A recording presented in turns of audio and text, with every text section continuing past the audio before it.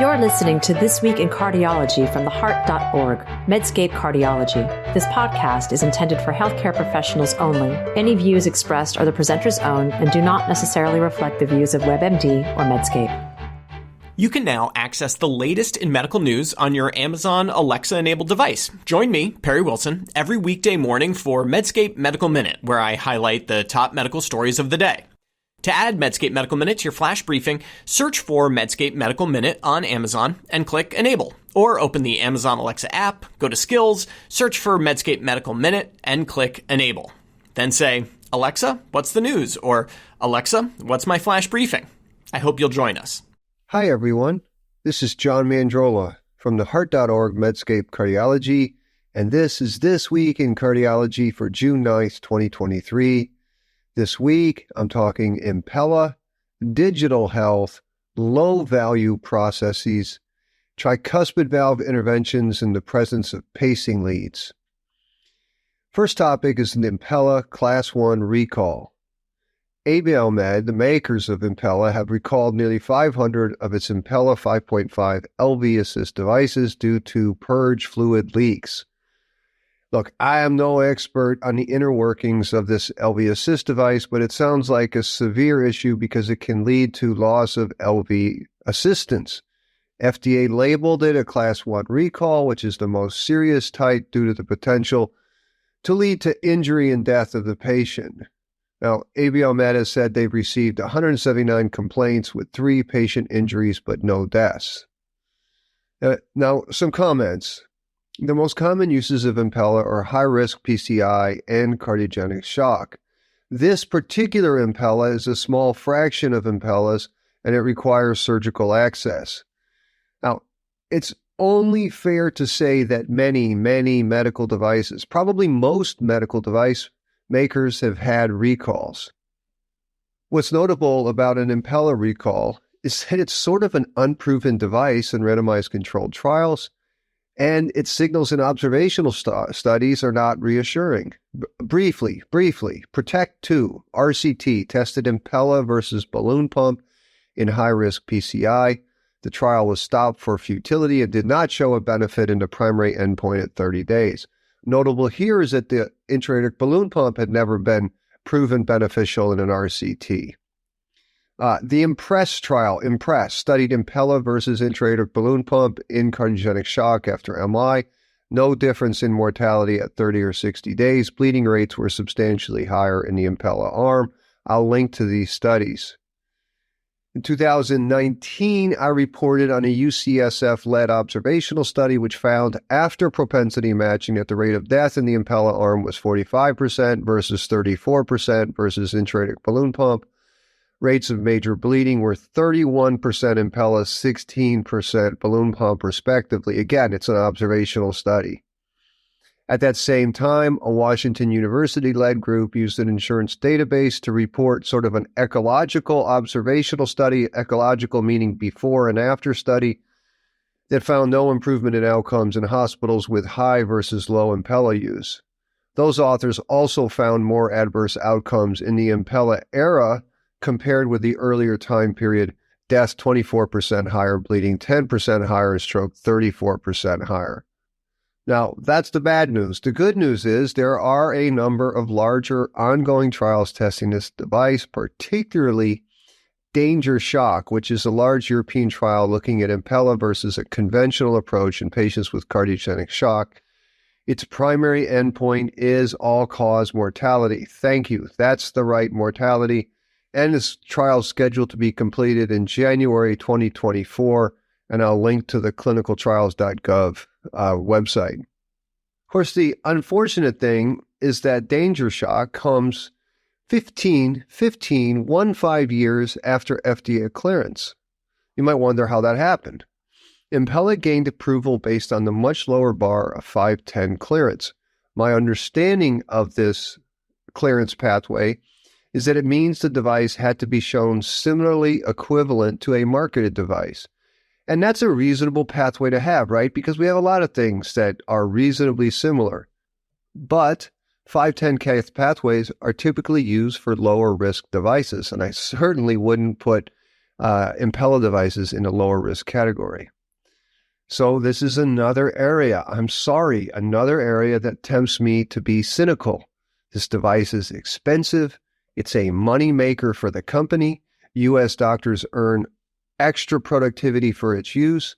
And a PCI can be declared high risk and an Impella placed. Boom, there are the extra dollars. And certainly high risk PCI is in the eyes of the beholder. But I'm going to close with a somewhat positive comment. Here's the thing with these invasive, expensive technologies. I strongly suspect that there are small numbers of patients that benefit from them. Cardiogenic shock and truly high-risk PCI are going to be tough things to study. The average effects from trials may not reflect the effects in very specific patients. So there's this tension between having such a high-tech device available to use in highly selected patients by highly skilled, non-conflicted doctors, and not approving it at all might not be a good idea. I don't know the right answer to resolve this tension, but I lean strongly towards having had a reimbursement tied to evidence generation. If there was such a thing, we would have known the device's average effects more than 15 years from the danger shock. So if we had randomized patients or been forced to randomize patients with approval, we would have answers. Same thing with left atrial appendage occlusion. Tens of thousands of devices have been done. We don't have answers because we didn't do any more trials after the seminal trials. Our next topic is digital health. Now, I have made PowerPoint slides taking the skeptical side of digital health. The seductive idea was that with enough monitoring of bodily functions, we could achieve better health. But this whole notion belies the obvious definition of health as a state of complete physical, mental, and social well-being. The WHO even adds the phrase that health is not merely the absence of disease. And the late Peter Skrabenek, in his wonderful book, which is free in PDF form on the internet, The Death of Humane Medicine, he writes that the search for health is a sign of unhealth, meaning that truly healthy people are not searching for health. So rare is the person who's connected to a wearable health sensor who has complete physical and mental well-being.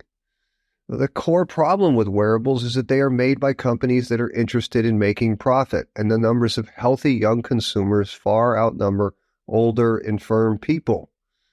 JAMA Network Open has published a nice observational study from a Yale-led group documenting the patterns of wearables in adults. And it's not surprising, and it's been studied before, but this group specifically studied socio-demographic patterns in those with or without cardiovascular risk. The data source they use is a Health Information National Trends Survey, and this was designed as a cross-sectional survey supported by the National Cancer Institute, and it collects data on the knowledge, attitudes, and use of cancer and health-related information. By the way, before I tell you the results, this is a good use of observational data, right? Because science tells us what we can do, trials tell us what we should do, and registries tell us what we are doing. So this is good. There were about 9,000 participants surveyed, and the authors felt that these were felt to represent large swaths of the adult population. And they did nationally weighted assessments, and they estimated that 3.6 million U.S. adults with cardiovascular disease and 34 million at risk for cardiovascular disease used wearable devices, compared with an estimated 29% of the overall U.S. population. The main results after adjusting multiple factors associated with lower use of wearable devices. First, older age. Second, lower educational attainment. Third, lower income. And paradoxically, those with cardiovascular disease and those at risk for cardiovascular disease seem to use the devices less. And the author's conclusion, quote, among individuals with or at risk for cardiovascular disease, fewer than 1 in 4 use wearable devices, with only half of those reporting consistent daily use. The author's second statement pushes the envelope a bit. Quote, as wearable devices emerge as tools that can improve cardiovascular health, the current use patterns could exacerbate disparities unless there are strategies to ensure equitable adoption. Okay, my comments.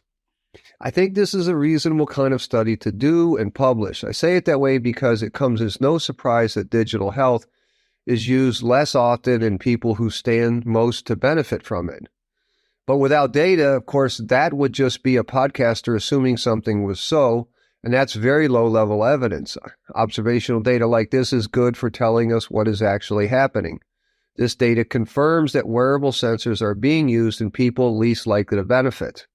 But this assumes wearables provide benefit over standard measures. And that is where I take some issue with the author's second conclusion when they say, quote, as devices emerge as tools that can improve cardiovascular health. I am not sure that is a good assumption.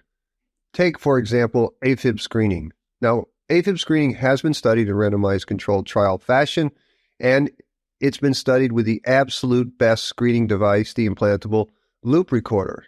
In the loop randomized controlled trial, it could not show a significant benefit in stroke reduction. And a follow-up study from loop authors found higher rates of bradycardia detection and a higher rate of pacemaker implantations without any differences in syncope or sudden cardiac death. And loop recorders are always on. They don't need to be charged. There are no better AF screening devices. And even with that, it couldn't pass muster in an RCT. Thus, I would propose an alternate hypothesis. Perhaps the fact that wearable use is lower in people with lower socioeconomic status is not a causal factor and will never be a causal factor in health disparities. Consider a counterfactual case wherein a policy was to provide smartwatches to people with lower socioeconomic status and worse cardiovascular health or higher risk factors. Is the problem of lower cardiovascular health in disadvantaged urban and rural neighborhoods really a problem of smartwatch deficiencies? I don't think so. I think the problem, the disparities are far upstream from not having enough smartwatches. And policies to improve wearable use in disadvantaged groups is a lot like spending energy getting a coronary calcium scan paid for in a 300-pound patient who still smokes. Disparities in healthcare stem from much larger societal issues, and sadly, as I've said before, the improvement of this lies far outside the realm of medical professionals. Okay, third topic. Similar vein, this is a topic called the lowest of low-value spending. JAMA, the big JAMA journal, has published an important observational study from a Johns Hopkins team of researchers. This study transcends cardiology into all of patient care, and it's an American study, but it also applies to European healthcare. The question, what are the costs to hospitals of measuring and reporting quality metric data? Now, my priors here are probably similar to yours. It costs a lot, oodles, tons of money are spent complying with metrics that purport to measure the quality of care. Now, before I tell you about this retrospective, time-driven, activity-based costing study, we should set out that everyone wants good quality healthcare. The moment I joined a practice more than 2 decades ago, I was stunned by the degree of dubious care that was delivered in the real world. And the last study I'll tell you about also discusses dubious care done currently. When I was young and trying to build a referral pattern, I longed for ways to distinguish myself on merit. I wanted quality measures. But as I aged and lived through one foolish quality measure after another, I have come to realize how hard it is to measure something that is so variable, so qualitative, so impossible to measure that is good doctoring. Yet no one in health policy school seems to have read Goodhart's law, which states that when a measure becomes a target, it ceases to be a good measure. Now, the most famous example of this story, perhaps it's apocryphal, was of Soviet factories given targets of numbers of nails produced. This led to factories making tons of tiny, useless nails. Then, when the nail targets started to be changed and it was based on weight, the factory made giant, also useless nails. So the nanosecond you say that you are doing a risk-adjusted outcome measure, Hospitals respond by hiring an army of people to make sure every patient is coded as sick as possible. Dr. Mandrola, your patient has a low BMI. Is she underweight? No, she's a retired Belgian bike racer who excelled at climbing mountain passes. That's why she's little. Whenever you make atorvastatin use after a stroke a measure of quality, 90-year-olds who barely weigh their age, don't eat, and don't move are discharged on 80 of atorvastatin. By the way, the Sparkle trial excluded patients with AFib-related stroke, so it's ludicrous to put post-AFib-related stroke patients on a treatment for vascular disease because of a quality measure. Whenever you make mammogram uptake a quality measure, women get breast imaging without a thorough understanding of the pros and cons. Now, I'm almost back to talking about the study. Remember that everyone cares about disparities of care and outcomes. Money spent on low-value care is less money to spend on helping the less fortunate. So this study set out to estimate the cost of data collection, reporting, and it did not include any of the quality improvement projects, just data collection and reporting alone. This was a single study done at Johns Hopkins. They identified 162 unique metrics. Pause there. Not 10 or 20 or even 100, 162 quality metrics. Now, 60% were claims-based, 66% were outcome metrics, 62% related to patient safety. Preparing and reporting required 108,000 person hours. Personnel costs were $5 million in 2022, plus $602,000 in vendor fees, so that's $5.6 million in 1 year. Claims-based metrics were $37,000 per metric per year. Chart abstracted metrics, $33,000 per metric per year. The author's conclusions in JAMA: significant resources are expended exclusively for quality reporting, and some methods of quality assessment are far more expensive than others. They wrote that claims-based metrics were unexpectedly found to be the most resource-intensive of all metric types, and they have this sentence, quote, policymakers should consider reducing the number of metrics and shifting to electronic metrics when possible to optimize resources spent in the overall pursuit of higher quality. Okay, my comments. One way to interpret these findings is that $5.6 million per year is only a fraction of the $2.4 billion budget at Johns Hopkins. But the authors urge us to extrapolate to the more than 4,000 acute care hospitals, so 5.6 million times 4,000, and this doesn't include the cost of implementing these quality measures. Well, that means billions of dollars are spent simply collecting and reporting data. The authors also emphasize that even claim-based and chart-abstracted metrics are costly. Of course they are. Now, some may criticize me for covering this story because, John, it doesn't cover anything directly clinical. How can working stiff doctors, learners do anything about this? And I understand that, but I would argue that studies like this are important because they highlight important principles of evidence translation. That is, all of these metrics are good-intentioned. Everyone wants quality. But imagine a world, a frame of reference, wherein anything that affected care had to be studied. You want to introduce 5 things that require extra work and extra collecting and extra money? Study it. Show me in an RCT, a cluster randomized control trial, that this improves outcomes. But we don't do that. We do stuff that makes sense, like ablating AFib early, like using LV assist devices and cardiogenic shock, like adding on quality metrics. Why not assume most of this stuff doesn't work and it requires to be studied before it's implemented? Now, another reason to cover this is that, in my opinion, it is good for doctors to learn some basic economics. Here is an important concept, the concept of rent seeking. That is the behavior of people or institutions to gain profit without creating value. The quality improvement industry, much like the accreditation agencies such as ABIM, are classic rent seekers. They extract wealth, but they cannot point to any solid RCT level evidence that they improve outcomes. And to close, I dare you to Google hospital readmissions reduction program and unintended harm. Okay, the last topic today involves both structural and electrophysiology. This is the matter of percutaneous tricuspid valve interventions and patients who have pacing leads or defibrillator leads through the tricuspid valve. This whole topic stems from a very nice talk at Heart Rhythm Society from Dr. Michael Lloyd at Emory University. And his talk centered on the issue of the potential harm in doing tricuspid valve interventions in patients who already have a pacing lead through the valve into the RV, which is like all pacing leads or nearly all pacing leads.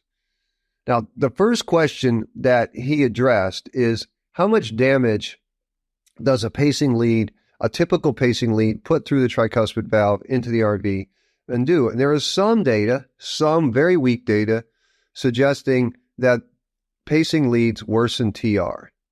In fact, a late-breaking study presented at HRS compared tricuspid regurgitation rates after a sub-Q ICD versus a transvenous ICD, which is, of course, a silly comparison because sub-Q ICDs don't even deal with the tricuspid valve. But anyways, the analysis did show that the rate of any tricuspid regurg with a standard transvenous ICD is about 42%, and the rate of severe TR is about 7%. So I think the point is that, yes, sometimes a lead through the tricuspid valve harms the valve, but recall that we have decades of evidence that standard devices improve outcomes, at least with the ICD and CRT. And we don't have any comparative trial data suggesting pacing or ICD systems that don't use RV endocardial leads improve outcomes. Nonetheless, the era of transcatheter intervening on the tricuspid valve is just beginning. I am worried. But my worry will not stop the march towards clipping and replacing that valve. It's already a 2B in the European Society of Cardiology guidelines. Industry is already doing direct-to-consumer advertising, raising awareness about that leaky tricuspid valve. Now, Dr. Lloyd mentioned some studies that I think are worth mentioning and linking to. There's a study, TRISCEND 1. This is in JACC interventions. This is 56 patients in total, and 1/3 had jailed RV leads. Jailed RV leads. That means the lead's already in place, the tricuspid valve squishes the lead, and it's jailed, meaning there's no getting out. Now, at 30 days in this study, there were no lead issues, but it's only 30 days. A larger registry called the VIVID registry, this was 329 patients, and they found that percutaneous tricuspid valve replacement was done in 31 patients who had tricuspid valve leads. 3 of these patients, 10%, went to extraction before the valve was placed. That seems very reasonable. 28 of the 31 had jailed leads with the valve, and 3 of these had lead malfunctions. And now, the reason why an RV lead would have malfunctions is because when you jail a lead, you're squishing the insulation, and you're going to get insulation breaks and conductor lead failures. Dr. Lloyd then presented an unpublished Emory experience. 7 of 30 patients who had percutaneous tricuspid valve replacements with pacing leads. 2 of these patients had preemptive extraction. 5 patients were jailed. 3 of the 5 had big-time lead issues. 1 patient died from a lead problem, and 2 received urgent revisions. 2 of the 5 that did not have electrical issues from being jailed, 1 of these patients died of valve dehiscence, and the lead was implicated in that. Now, Dr. Lloyd expressed some options, and of course, these options come about when structural and EP get together and have a conversation. Now, you could do a leadless pacemaker before a tricuspid valve device. That leadless pacemaker has no issue because it doesn't go through the valve. It goes through the valve, but doesn't involve the valve. Now, if there is pre-existing hardware and a structural doc wants to do a device, you could extract the hardware first, which seems like a very reasonable option. There are also tricuspid valve sparing systems by putting pacing leads into the coronary sinus, and remember that doesn't go through the tricuspid valve. So my final comments on this topic is that in an ideal world, EP and structural docs should be working together. I'm surprised that a place like Emory, valves were placed with pacing leads in place and jailed. I can only assume this happened because no one talked with an EP doctor. Now, at our hospital, which is kind of small, the EP and structural people talk all the time. It's very nice. We talk before and after TAVIs, we talk before and after mitral clips, and now when tricuspid valves are considered intervening on, we talk about that. So that, I think, is the first take-home. EP and structural should be talking before any of these things go on. Now, another take-home, though, is the consideration that tricuspid interventions have a very dubious evidence base. Tricuspid regurg is common, and it varies day to day. It varies on volume status. Primary tricuspid regurgitation is rare. Primary tricuspid regurgitation is when TR is the only problem.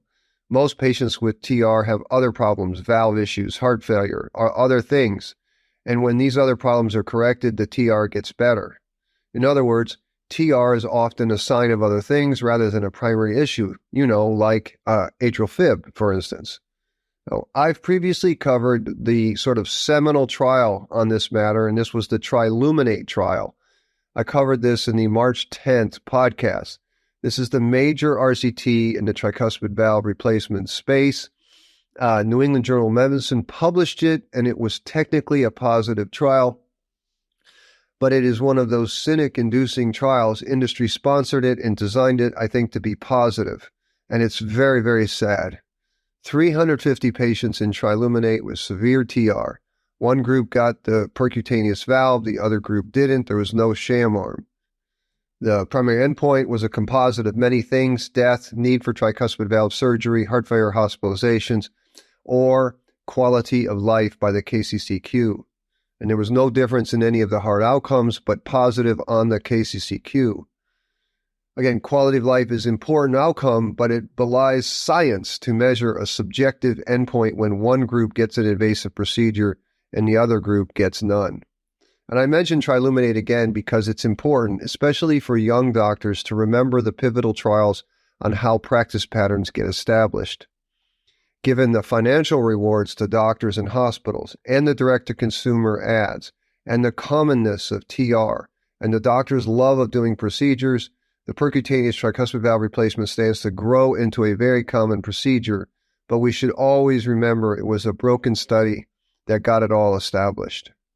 The worry I have, and maybe you have too, was, were the fatal flaws of the Triluminate trial, the choice of a quality of life endpoint in an unblinded study, done knowingly or purposefully? Because if it was, oh man, I don't want to go there. I want to believe in the science. Yet again, I'll close with a positive comment. The same tension of all overused lucrative procedures apply, and that is that I bet that there are rare patients with isolated tricuspid regurgitation who might benefit from these new valves. So that for that rare patient, it is nice to have this technology. But of course, new valves don't get made to treat a rare patient. They get made to use in lots of patients. And boy, oh boy, is there a lot of TR jets on echocardiograms to find. So that is it for this week in cardiology. As always, I'm grateful that you listened. Thank you. And remember, my friends, please take the time to rate this podcast. Even those tiny 1 or 2 sentence reviews goes a long way to helping others find us. Until next week, this is John Mandrola from the Heart.org Medscape Cardiology.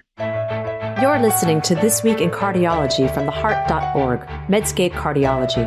This podcast is intended for healthcare professionals only. Any views expressed are the presenter's own and do not necessarily reflect the views of WebMD or Medscape.